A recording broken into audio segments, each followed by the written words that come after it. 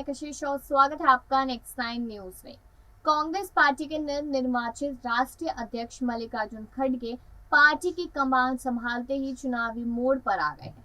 चुनौतियों की देखते हुए खड़गे ने चुनावी रणनीति तैयार की है। रणनीति के अनुसार गुजरात चुनाव में बीजेपी की पीएम मोदी और अमित शाह की जोड़ी को टक्कर देने के लिए अशोक गहलोत और पायलट को मैदान में उतार दिया है। अब कांग्रेस पार्टी ने अपने स्टार प्रचारकों की लिस्ट जारी की। उस लिस्ट में मुख्यमंत्री अशोक गहलोत को वरिष्ठ पर्यवेक्षक बनाया गया है। खास बात यह है कि पूर्व उप मुख्यमंत्री सचिन पायलट को जिन दिनों ना तो सत्ता में है और ना ही संगठन में, फिर भी स्टार प्रचारक बनाकर मैदान में उतारा गया है। अब गुजरात हिमाचल में विधानसभा के अगले महीने चुनाव होने हैं। राजस्थान कांग्रेस में चल रहा सियासी घमासान पर विराम लगाने के लिए आलाकमान ने मनमुटाव को दूर करने के लिए खास फॉर्मूला अपनाया है। कांग्रेस पार्टी के राष्ट्रीय अध्यक्ष मल्लिकार्जुन खड़गे के पार्टी की कमान संभालते हुए कांग्रेस ने गुजरात हिमाचल चुनाव के लिए स्टार प्रचारकों की लिस्ट जारी की थी। इस लिस्ट में 40 नेताओं के साथ साथ सीएम अशोक गहलोत और सचिन पायलट के नाम भी शामिल है। राजस्थान कांग्रेस से सीएम गहलोत व पायलट के साथ अन्य नेताओं को भी बड़ी जिम्मेदारी दी गई है। कांग्रेस आलाकमान ने सीएम अशोक गहलोत को गुजरात चुनाव के लिए वरिष्ठ पर्यवेक्षक नियुक्त किया है। वहीं रघु शर्मा को कांग्रेस पार्टी ने गुजरात प्रभारी बनाया है और इसके साथ ही सीएम गहलोत को हिमाचल चुनाव के लिए चुनाव प्रचार की जिम्मेदारी दी है।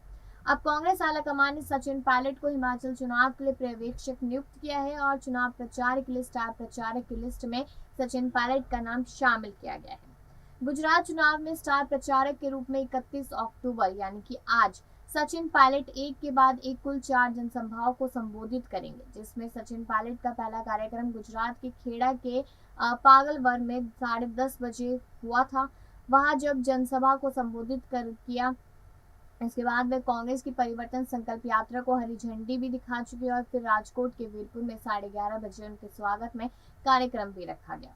इसके बाद सचिन पायलट का तीसरा कार्यक्रम गुजरात के माही सागर जिले के लोनावला में था और यहां पर 12:15 पर संतपुर में जनसभा को संबोधित भी किया।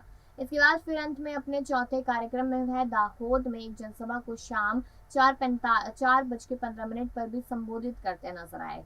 तो इस तरीके से यहाँ पर सचिन पायलट का सपना होता कहीं ना कहीं पूरा नजर आ रहा है कि सचिन पायलट को जल्द ही बड़ी बड़ी जिम्मेदारियां और भी मिलती नजर आएंगी, क्योंकि इतनी बड़ी जिम्मेदारी इनको यहाँ पर मिली है तो कहीं ना कहीं इनको और इनके समर्थकों के लिए काफी बड़ी खुशी की बात है। तो आपको लगता है कि हाँ, सचिन पायलट का सीएम बनने का सपना भी पूरा हो जाएगा? क्या आपको लगता है कि सचिन पायलट राजस्थान की जनता की भी इसी तरीके से सेवा कर पाएंगे जैसे वो अभी हिमाचल और गुजरात में करते नजर आएंगे? अपनी राय जरूर दीजिएगा और बाकी ऐसी खबरों के लिए लगातार देखते रहिए नेक्स्ट 9 न्यूज।